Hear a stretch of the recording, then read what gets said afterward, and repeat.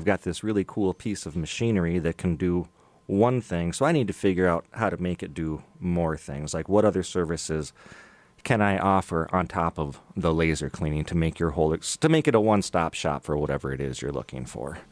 An example of that would be, I'm leaning into woodworking pretty heavily right now, or furniture refinishing, I guess would be a better way to put it, because the laser cleaner does a great job of removing paint and varnish, but I don't want to just do that. Like, if you bring me something, I want to be able to complete your project, And what does hustle mean for that, though? What is it? What is hustling? What's special about hustling? Like, what does that mean for you, as opposed to just a side job or an aspiration? Oh, right. Well, it really means putting in the effort to see the end game, to learn more, to educate yourself more, so that you can, by yourself, I mean me, so that I can offer more services, so that I can be a one-stop solution, really. And by hustle, I guess I'm keenly aware that there's a lot of things that I don't know.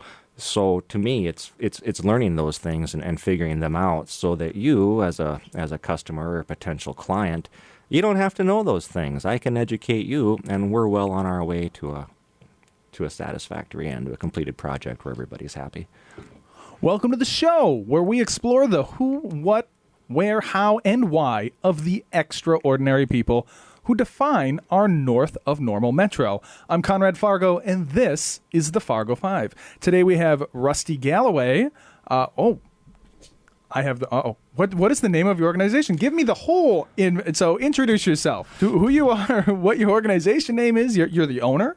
So my name's Rusty Galloway, and I own LRG Laser Cleaning with Carrie Harsh. My name's Rusty. I'm the L, Lloyd Russell Galloway. I see. If that can make sense to you. Yeah, that's the deal. LRG Laser Cleaning. We have a laser cleaner, and we use it to blast dirt, grime, rust, paint, varnish. I mean, it's a pretty flexible tool. It does a lot of things that it does them a little bit better than traditional ways can. Yeah, so tell me more about that. Let's really get into the granular. What is it? When I hear laser cleaning, that's not really tied to anything in my head. So what does it mean? Are you coming in and scrubbing my toilets using laser beams, or what kind of things are we cleaning?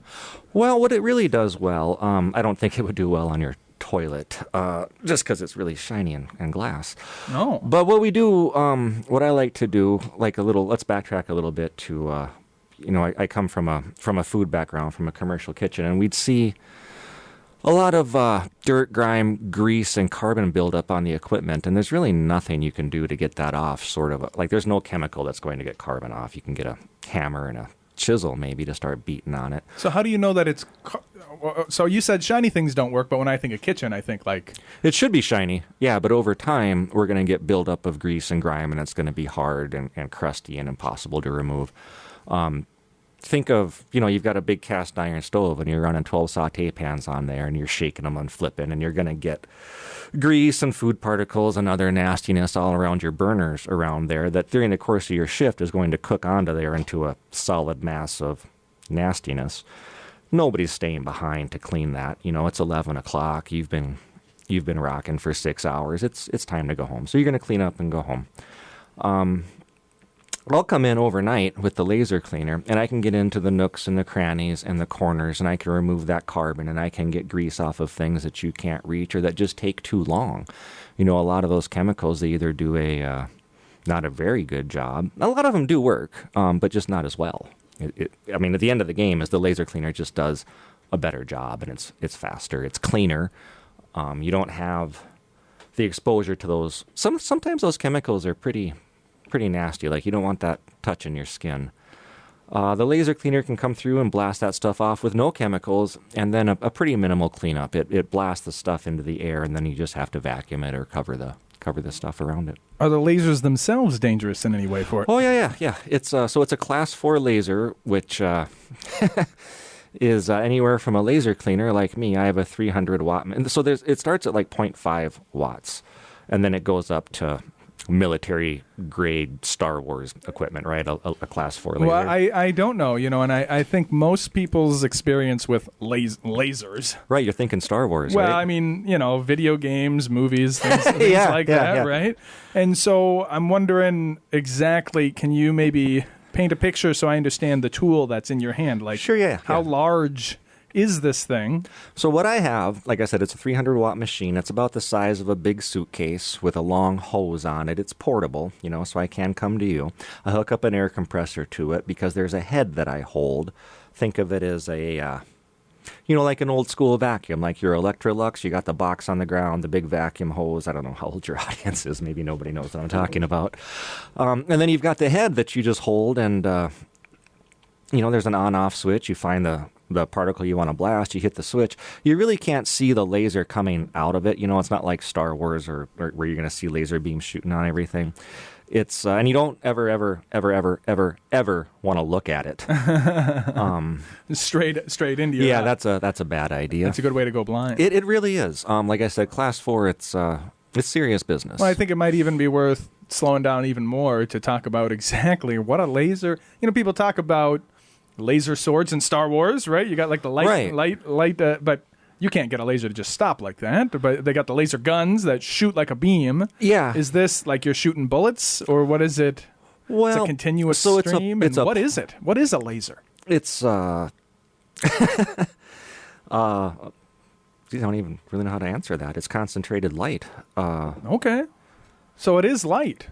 So what is it like? Well, it's concentrated energy. Okay. I mean, to be better, so it concentrates the energy in the head. There's a glass beam on there that concentrates it. Like, I think of it like a magnifying glass, like you're outside when you're a kid, burning a hole in plastic or something like that. Yeah. Could I turn any light into a laser light? Like it's about the concentration, or is it about my understanding of light? I'm no scientist, but it's about wavelengths, right? And so that's where color comes from. I teach my daughter about how when you see something, the reason you see it being that color is because that's the only light that bounces off of it. It otherwise absorbs the other lights, right? So when you see that green dot over there, the reason it's green is because it's absorbing every other wavelength, right? And light happens from wavelengths and beams bouncing all over the place. A laser beam, do you know what wavelength is that? And is that a part of it? Like, what color is it? Can you change the color? I don't necessarily think it's like you're thinking of. Like, you don't see a beam coming out of there At all? No. And like if it's smoky or misty, or if there's like some residue in there, you might see a little something. But you need to understand that the part that I'm working with is only 2 inches wide and 5 or 7 millimeters deep at the most. Oh, So it's not really like you're. so you're not like standing back and shooting from across the room. No, I'm You're right usually up on top of it. Yeah, between there's like a sweet spot with it, right? Where the light is going to hit the substrate, the thing that I'm cleaning, and it's going to loosen everything above that, and it's just going to fall off or blast off. And it's a pulse laser, so it just shoots these little pulses, a bazillion times a second. It's not a continuous bzzz wave thing like that. They do make them like that. That is not what we use. We use a pulse laser. It's a little bit, it's a little less powered. It's a little safer as far as damaging things and room for error.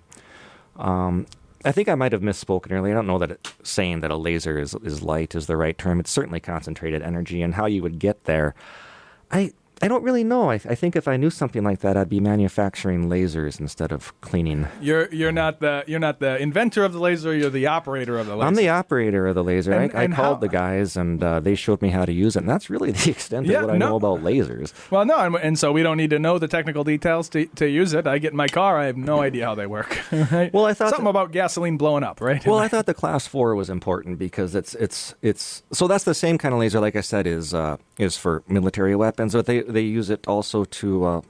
It's the same kind of I wouldn't do this, but it's the same type of laser that you would use to remove a tattoo. Okay. So there's huge variable of things that you can do with it. Yeah.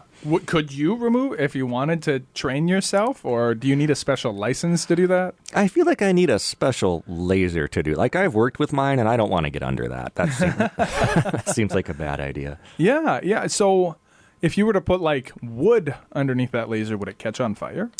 So I do a lot with wood, and yeah, eventually it'll catch on fire. You need to move it around. Like I said, it's concentrated, and it happens pretty fast. So you're heating up the substrate, right? And so it depends on what you're heating, how long you can hold it there. Obviously, wood has a fairly low ignition point, whereas steel doesn't. So basically, there's a lot of settings that I would play with on the machine before I really get into it. And then you need to think of it too as, so I'm not just taking a laser and cleaning this off and it's done. You need to think of it more as wiping. Like I'm going to go through it layer after layer, just wiping off with the laser beam like this, just microscopic layers at a time until we get down to the substrate. And you'll see it change. And as it changes, you may need to adjust the settings a little bit so you don't damage the substrate, which is key. It's the whole selling point of the laser is that it's fast and it doesn't damage what's underneath it.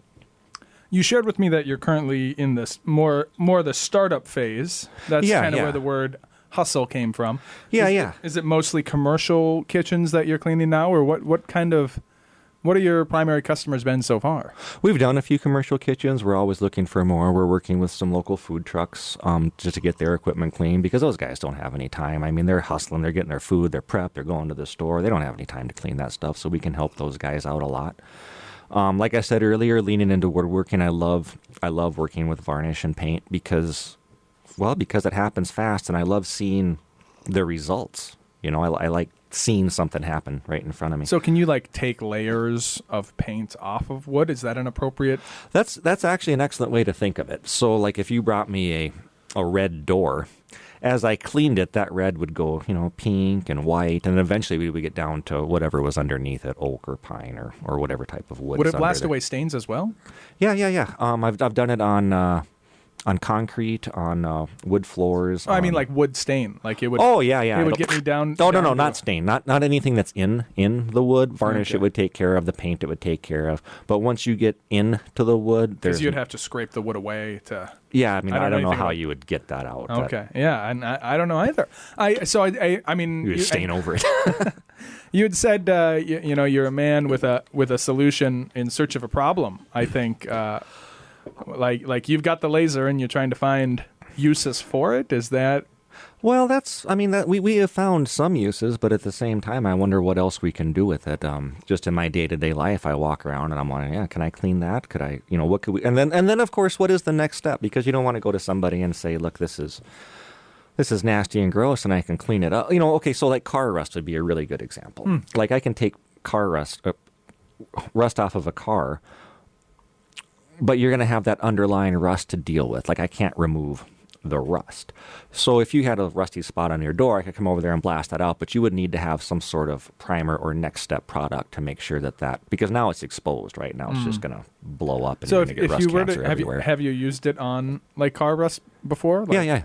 And so if you were to wipe that away, would it be silver underneath or? Yeah. Oh, okay. And then you just paint over it, and then there's a primer you would want to use, like a special metal primer that'll give you some time, and or maybe put like a vinyl sticker over it just to cover it, so it's not so much. I really think that because especially up here, exposed metal doesn't really stand too much of a chance. So you'd want to get that primed right away, because I don't want you to come to me and then I clean it up, and you come to me 3 weeks later, and your problem is 3 times as bad because you weren't able to get it primed. So.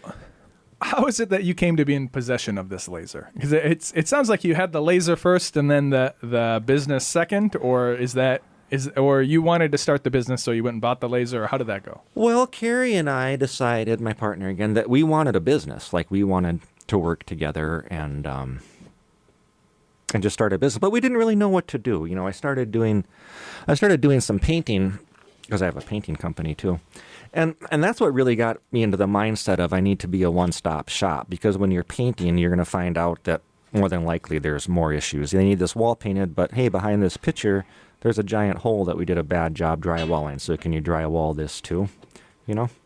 So with the laser cleaner, we were looking for something to do, something that was unique, something that we could build on, and something that nobody else had. Because it didn't take real long to find out that there's 1,000 painters in town, but there's no laser cleaners in town. And like I said, it's a flexible tool. So we're just trying to put the word out there for somebody that has a project that is difficult to clean, time consuming to clean, and maybe I can do a better job and a faster job for you. We can come look at it and figure that out.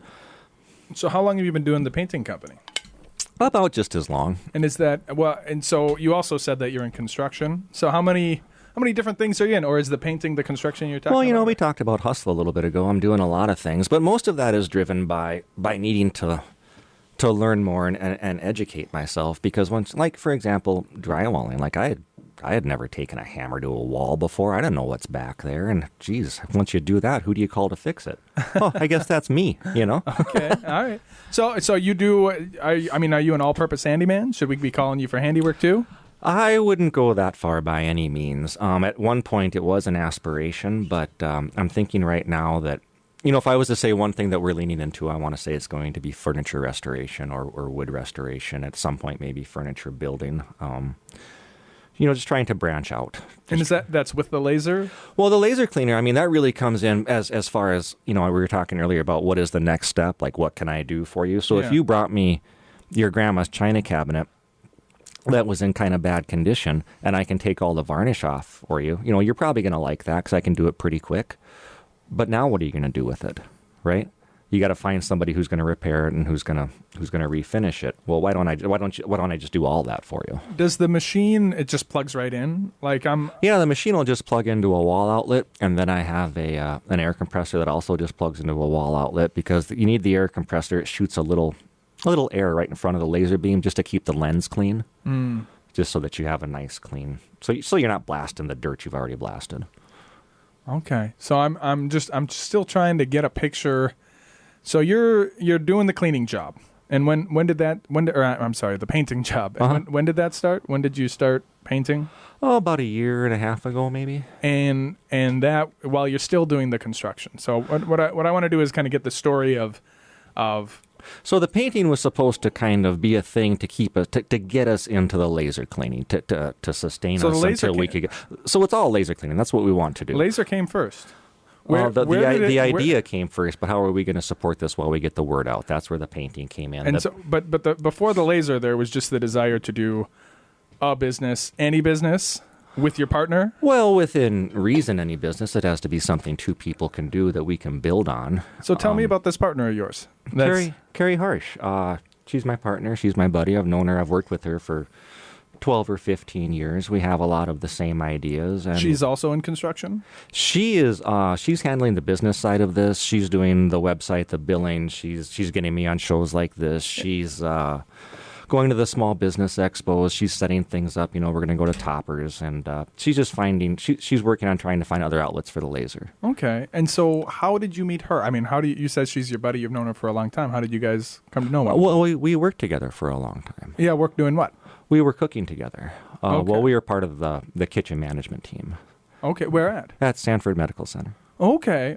So and this was 15 years ago. No, this was up until about 2 years ago. Yeah. But when you met... Yeah. So for those... 12-ish, 15, I haven't done the math. Yeah, I don't want to. It'd probably depress me.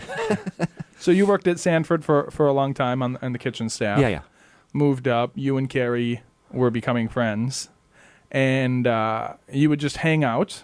And I don't know that we hang out. It's a pretty professional business, just bouncing ideas off each other. And it's nice to have somebody that you can talk ideas, like no judgment, like you can just say something ridiculous and talk it out.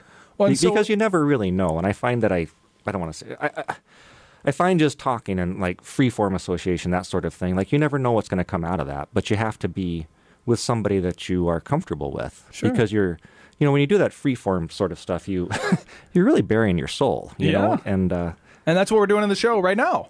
Yeah, but I can't see any of the people, so it's a lot. It's okay. Hey, it's just you and me. There is nobody else. Right. It's just you and me, and nobody watches, so you don't got to worry about it. It's just maybe my mother. Hi, Mom. Hi there. Mom will watch, and that's about it. So God bless mothers. You don't got to worry about that. But what I would like to imagine, or what I'd like to paint the picture of, is if I said to myself, I need a partner, or I need somebody to bounce ideas off of. Like, how is it that you even sparked such a relationship? Like, if what I want to kind of document and go over here, and we're already 30 minutes in. Can you believe it? The show's half over. Oh, wow. And it goes quick. What I want to kind of paint the picture of is if I were to look, and I didn't send myself an email with your Rusty Galloway. There we go. I call it live brain, where when I'm on live, I can't remember people's names. Oh, sure. It's terrible. If I said to myself, I want to be like Rusty Galloway. Why wouldn't you?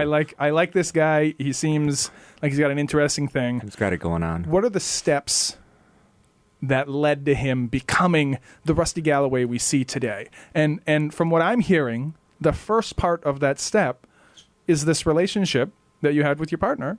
And so I'm wondering, what is it about you? What is it about her? What is it about Sanford where you were working? Like, where did that relationship spark off of? Because without that relationship, there is no laser company, right? Yeah. So I guess that all kind of ties back into Sanford itself, and then we'll just leave, because, it's a big healthcare system. There's a lot of issues to overcome. I think they're the biggest employer in town. Yeah, it's a big game. They're massive. And with that comes day-to-day challenges. Some of them are big and some of them are small, but they're always there. And I think Carrie and our relationship just built naturally over years of solving these problems, of seeing the same things, of learning from our mistakes. I mean, that's huge. You asked me, what is it, or what is the first step to becoming Rusty Galloway? And the biggest thing, and I think about this a lot because I'm a big believer that people can, like, I have to believe that people can change. So with 100% of my heart, I believe that people can change, good or bad, but they can change.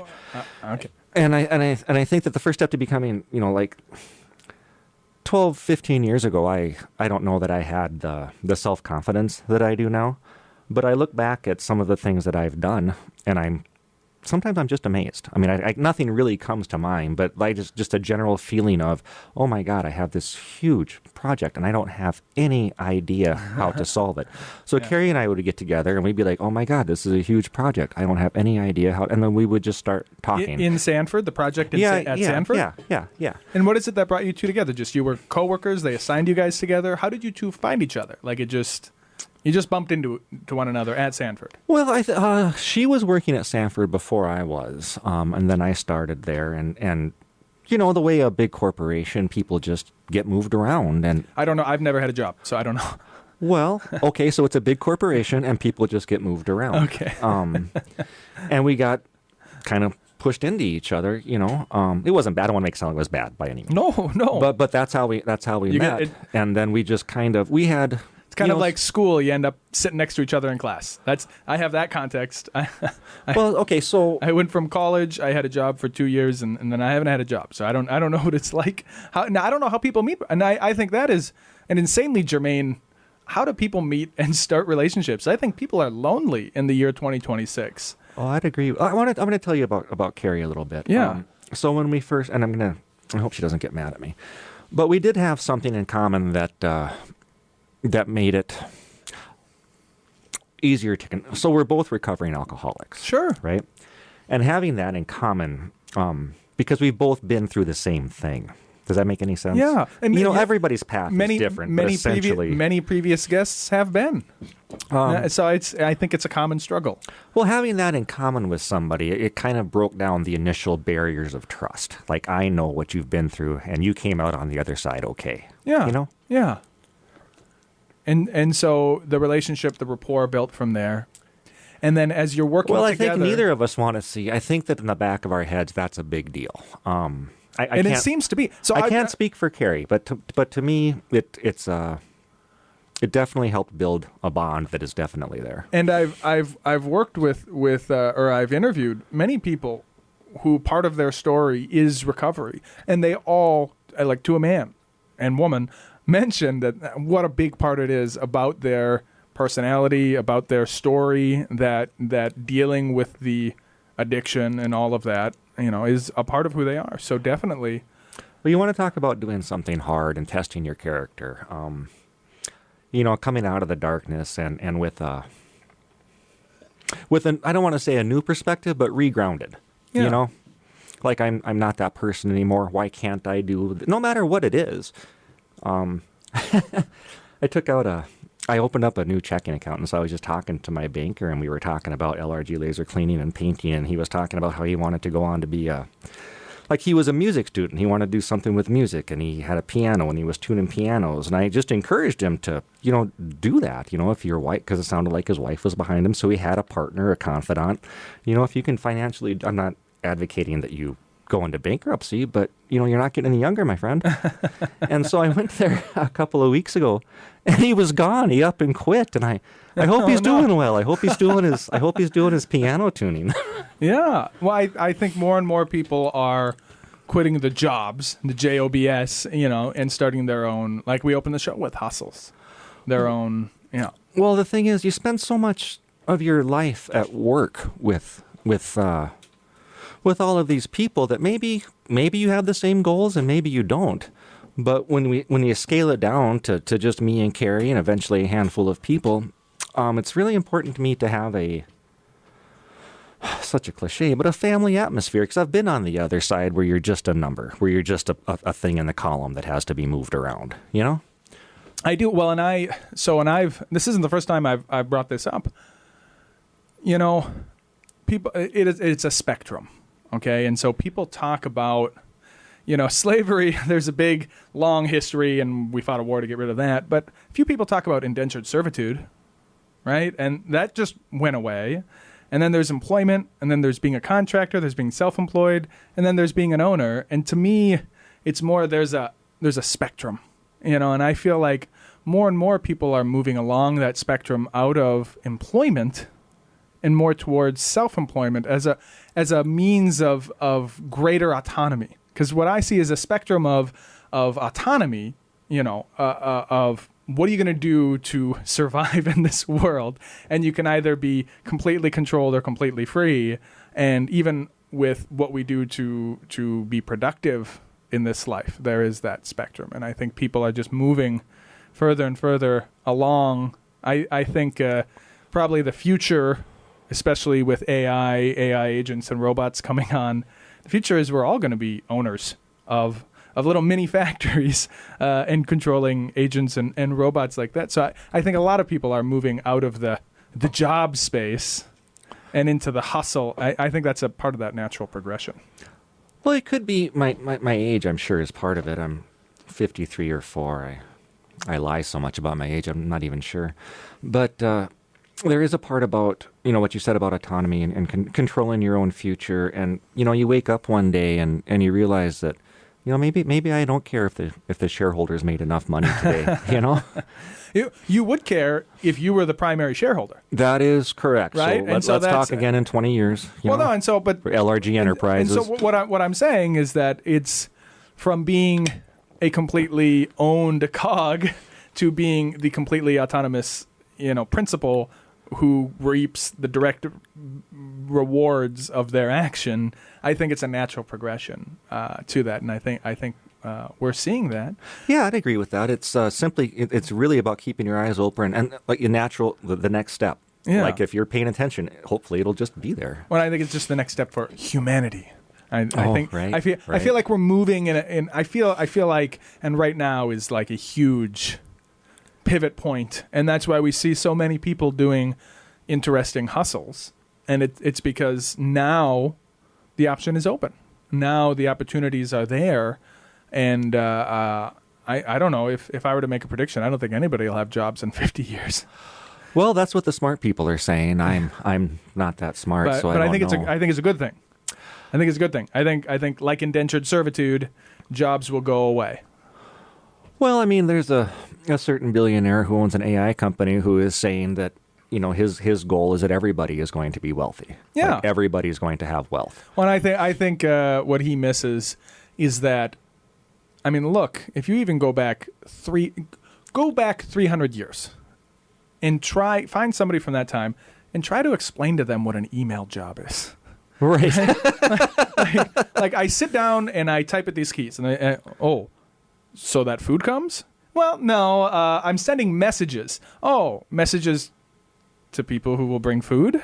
like they would have no way of understanding our current world, because so much, even just 300 years ago, everything day to day 98% of it was food and shelter.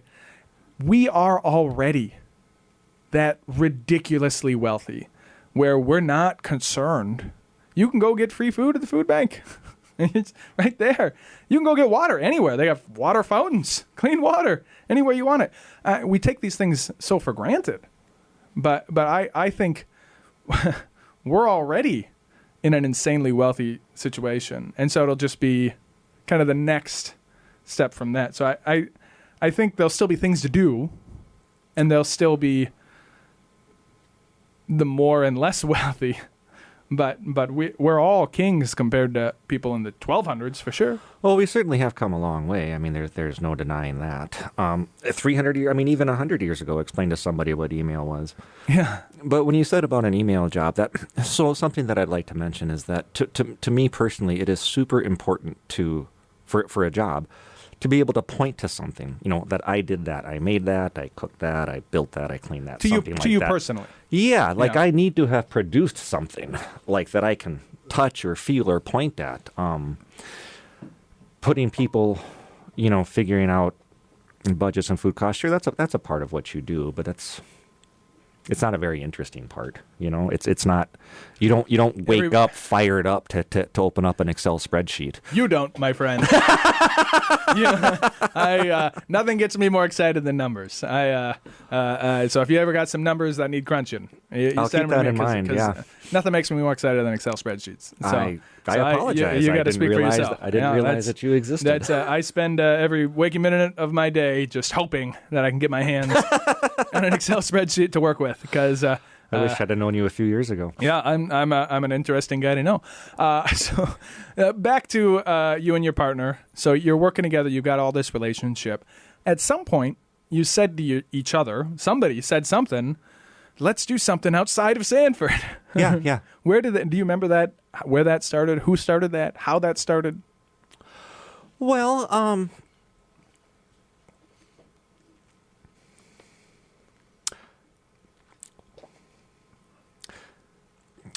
so I used to approve some of the billing that we did. So I'd see how much we're paying these outside companies, and I would just kind of shake my head because there was really nothing special involved other than they were willing to do it and they had the manpower. Yeah. And so I would tell Carrie about that, but we could never really commit to it, because it's a pretty demanding job that we had as far as your time.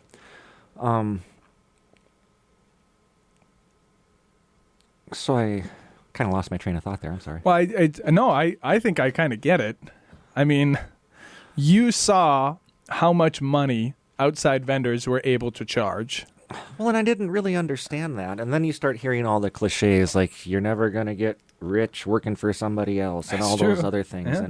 And boy, they are true. But what do you do about that, right? Like you don't just, I'm going to go be a real estate mogul. That'd be nice if you could just flip that switch, And so Carrie, it was her idea. She came to me one day and said, let's quit. And I said, are you out of your mind? And she said, people do it every day. People do it every day, and they come out on top. And I think we can do it. And again, I said, "Are you out of your mind?" And then she's the puppet master here. Yeah, pretty much. So she talked me into it. She had some convincing arguments, and at the end of the day, the most convincing argument is, we haven't failed yet. So, so it's a confidence builder. When you have somebody on your side, and that was a decision maker for me, is that Carrie's on my side. Like she's all in, it's hard to find that. So if I was going to do this, if I was going to break away from, I don't want to say corporate life because I always think of people with Excel spreadsheets when I say that, but like a big company like that, if I'm going to break away from a big company and do something on my own, you have to have a support system. And I get Carrie's mine, and I like to think that I am hers. So let's talk. I mean, so a lot of people say to themselves, "I want to quit and go do something on my own." Mm-hmm. But how did that? So, I mean, this is what I've got. So fill in the blanks for me. Yeah. You guys are working together. She says, "Let's quit." You say she's crazy. Yeah. You guys go back and forth. Something. You quit. Something. You buy a laser. Can you fill in the somethings? Like, did you buy the laser before you quit? No. Did you say to was there a What was the exploration process like? It all kind of happened around the same time. Okay. So I wanted to do painting because the bar for entry was so low. Yeah. And I definitely had a uneducated view of how easy it was going to be to get into the painting world. I thought I'd put a couple of ads into a woman's magazine and be painting living rooms and stuff. Yeah. Well, the reality is the only people that are going to call you are people with old apartments and holes in the walls. Yeah. And it's a lot more involved than I wanted to be with painting, Yeah. Like drywall work is not by any means my favorite thing. And I got to the point where it seemed like you couldn't do a painting job without having a drywall repair. So I just started to ease away from that. But around the same time, I started looking at these videos on laser cleaning, right? In all honesty, it was a YouTube short that got me. And so the dude was blasting a door, like varnish off a door. Short form video. Short form video. Melted your brain. Hook, line, and sinker. So I spent a couple of days watching YouTube videos and researching it, and I really couldn't find... I mean, it was very...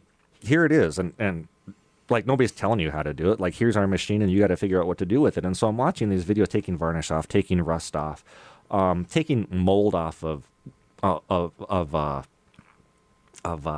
those big pillars at the Supreme Court. I know a guy that did that. He took a big machine out there and blasted them. Cool. So there's just crazy things you can do with it. We just need to continue to find different ways to use it. So anyway, I'm watching these videos, and that was pretty much my train of thought. Like, this is an amazing machine. We need to figure out what we can do with it. And that's where we are now. And that's probably where we'll be tomorrow and the next day, is looking for different ways to use it. And so, like you said, you're in that startup phase. So tell me what it's like. You said she's the one who's running around doing the vendor shows. I mean, are you both out there? Yeah, well, I'll go to the vendor shows meeting with her, and greeting but she people. does What do you do to meet people? Well, she goes to the Small Business Association meetings, and we do some advertising that brings people in. We're going to do the Toppers Cars show, but as far as meeting people, I mean, isn't that kind of the problem everybody has? Like, how do you get your name out there? How do you differentiate yourself from somebody else? Well, now it's a little bit easier because I have a laser cleaner. Trying to differentiate yourself in painting is a lot harder than than being different with. I don't know why I'm choking on that word. Than with a laser cleaner, because the difference is, well, I have a laser cleaner. And nobody else does. And nobody else does, at least that I'm aware of. Yeah, it's a good leading thing. So here you are, spending your days meeting people, finding uses. Meeting people, doing quotes, driving out to people's houses to see what they have, that they want cleaned, or if it's even a viable solution for them, or what phase that they're in.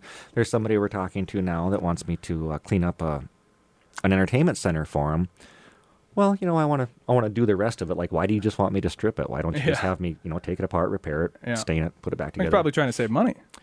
Well, what's your time worth? Like, unless you're doing it, you're probably going to have to buy some tools. You're going to have to put aside the time. You're going to have to watch several hours of videos or instruction. And God forbid you hit a bad spot or wreck something. I've always thought that, if you just need to be able to do something that other people can't, or they're unwilling to do. And that's the end of the day, is if you don't want to do it, I probably can. But finding somebody to give you the money to do it, that's the hard part. Talking people into, closing the sale. Wouldn't you agree? Like, closing the sale is... Yeah, that is a hard part. Some people will come back at you with, well, I could just sand this myself, and by all means, sand it yourself. It's going to take you 3 or 4... if your time isn't worth it anything to you, then I can't help you, because all I'm doing is saving you time. All right. How about pots and pans? Yeah, pots and pans. I got a lot of pans that have all kinds of, like, stuck-on nasty crud, stuff like that. Yeah, I can clean that stuff up lickety-split. Yeah. The only problem I have with steel, the stainless steel, is that the machine takes the brush finish off there. Oh, no. Well, it's not a big deal. It was, but I just learned how to put it back on. It's not a big deal. So stainless steel pans or cast iron pans, I can blast those. And, if you were to give me some cast iron pans, I would blast them, then I would offer to re-season them for you, too. Because have you ever seasoned cast iron in your house? No, it smells. I've never used cast iron. Well, your house is going to stink for like 3 days. Okay. It's no bueno. I've never used cast iron. I want to. The microplastics thing is... you want to talk about getting your brain melted by short form video, right? Like, I'm onto that one now. So like every time I take out my nonstick pans, I look at them like they're the enemy in my. Yeah, I threw those out years ago. Stainless steel across the board or cast iron. Yeah, Cast I know. iron's nice because of heat retention. So, but I have a weight problem, or I had a weight problem, That was also a weight problem. not anymore Nice because job. I stopped using foil when I cook, and I stopped putting butter on everything, and I stopped eating like an animal, and so I like nonstick because I can cook anything without having to throw a bunch of oil on it. You know, you put all that oil on the food, it's going to add a whole bunch of calories, and so that's the problem with me with the stainless steel, is you put a bare chicken breast on there, it's going to stick like glue. Oh no, you got to put some fat in there for sure. A whole bunch. Well, and then you're putting that fat in your mouth. Yeah, there's no way around that, my friend. I don't know that I would go villainizing fat all that much either. I mean, it is a micronutrient that you need. You just need to pay attention to what you're eating. That's the true. fat that you're getting from olive oil for a chicken breast is going to be way different from the fat you're getting from the Twinkies. You know. That's true. That's very true. Yeah. So yeah, it's about where you get the fat and just accepting. Well, anymore because you're saving it's like, yourself on the microplastics. Well, so microplastics. I mean, that's your hill, but everybody's got a hill, and you just have to pick your battles because there's so much information and so much going on right now that if you try to do, you would go crazy. Yeah, I mean, that's exactly. where I'm at. I mean, I'm a crazy person, so And that's then- my problem. Okay, so you're a crazy person, and you're seeing this thing about got too many hills. microplastics, but then I'm tomorrow, going crazy over here. I'm losing my mind. but then tomorrow you see something about seed oils, and now where do I put my attention to? Yeah. There's like just so much. Yeah, absolutely. And where do you put your attention to? As far as what? I mean, as far as the hills that you're dying on, do you feel? My wife and I call it being crunchy. That's what we call Being it crunchy? when we get weird about stuff. So like, she got weird about seed oils for a little while. I got weird about the microplastics. But we're aware. So I don't know, and maybe not everyone's this way, but my wife and I are so like just keenly aware that Twitter and short form video and all the social medias, they're like melting our brain. And we're just like going crazy with all these different things that you got to worry about, the microplastics, the seed oils. Yeah, has the world always been on fire? Or are we just noticing that now because of social media? We didn't start the fire. Yeah, right. We Social media, I mean, that's kind of a hill. I try to. So I'm addicted to outrage, right? And I'm aware of that. And so I try to stay away from it. And then, social media. And I'll try to read a book, for example. But the problem with that, you'd mentioned earlier your weight problem. So I will hold a book in one hand and just shovel junk food into my face with the other hand. So that's no bueno. The hills that I die on are seed oils. Your food needs to look like food. Do what you say you're going to do. Have some integrity. Be somebody that your friends' kids can look up to. Be the guy people say nice things about. Well, I think that's a beautiful way to end it because you wouldn't believe it, but it's 52 after. No kidding. We did the whole show. What do you think? You were pretty painless, but I haven't heard it or seen it. So yeah. Well, I mean, you were afraid. You said like, do we have a list of questions? Is there any prep we need to do? But it just kind of happens, doesn't it? yeah, I think we rolled okay. I mean, you asked a lot of leading questions, which is helpful. Well, that's the job. That's the job. I sit here half having a panic attack about my swollen, itchy throat, and throw questions at you and let you talk. So that's the job, and that's what we do. So I'm glad you enjoyed it. I didn't say that. I mean, I'm having an anxiety attack right now, but I think I'm just hiding it. Okay. Okay. Well, and I think we all are. I think we're all out here just scared apes, hoping that we can, somehow survive, maybe reproduce, and die not too horribly. I think that's I think that's the best we can ask for, right? Yeah, that is. What helps is music. For me, for sure, I listen to just nonstop. I love music. I'm a real big music guy. I usually say no country, but Johnny Cash, I don't even consider him country because I don't look. He's an icon. There's the modern country music, which I just can't take, and I don't know what it is. I've spent a lot of time, and I don't. There's certain music that is like physically painful to me. Sure. And Johnny Cash is not part. I love Johnny Cash. I love I've Been Everywhere. That was the song you wanted. Why do you like that song?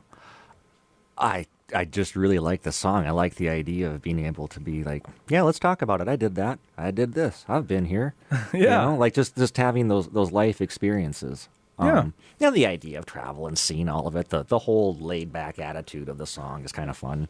Absolutely. No, Johnny Cash is the man, and I really like Johnny Cash quite a bit. So we are going to listen to that when we get out of here. But one more time, why don't you go ahead and plug yourself? If people want to find you, people want to hire you, people want to, they got something they want to have you laser, how do they get a hold of you?